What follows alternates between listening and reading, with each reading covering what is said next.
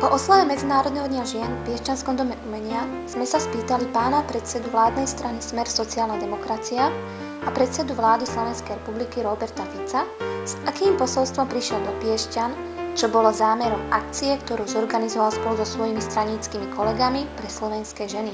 Posolstvom pozdravov pri príležitosti Medzinárodného dňa žien, ktorý rešpektujeme v Smere v sociálnej demokracii a budeme rešpektovať tak dlho, ako sa len bude dať, pretože sme strana, ktorá má rozmer sociálny a takéto udalosti, ako je MDŽ, 1. máj, Slovenské národné povstanie, toto všetko patrí do našej hodnotovej výbavy. Nerobíme to dnes prvýkrát. Takéto podujatia organizujeme dlhé roky a stretávajú sa s veľkým záujmom verejnosti. Posolstvo je len to najlepšie pre ženy, lebo je to určené pre ženy. Ako vidíte, dá sa urobiť stretnutie medzi ľuďmi a politikom aj bez toho, aby politik povedal, čo je len jedno jediné politické slovo. Nám sa to osvedčuje a ak sa ženy tak cítia, ako sme sa cítili my, tak považujem dnešné stretnutie Piešťanov za veľmi príjemné a užitočné. Pred minulými voľbami ste v rozhovore spomínali na svoje návštevy Piešťan v detstve.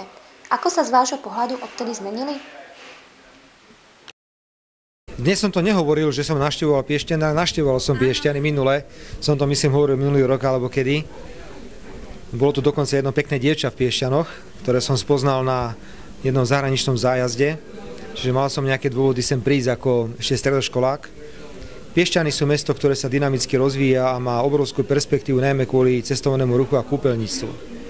Ja želám tomuto mestu, aby tieto možnosti, ktoré má, pre ktoré je mesto svetoznáme, využilo ešte viac a aby čo najviac ľudí v Piešťanoch práve z tohto dôvodu našlo prácu. Ale každé jedno mesto na Slovensku, každé jedno prešlo za posledných 20 rokov obrovským rozvojom a to sa určite týka aj vašeho mesta. Keď som aj nedávno prechádzal, pretože sme tu organizovali nejaké veci v súvislosti s májom a ďalšie podujatia, tak bolo vidno, že ten rozdiel, ako som vnímal Piešťany v rokoch 1978 až 82, ako vnímam teraz, tak je úplne iný. My sme sem chodili často do Tuzexu, kupovať rifle z Topolčina, takže aj preto boli Piešťany pre nás úplne iným svetom.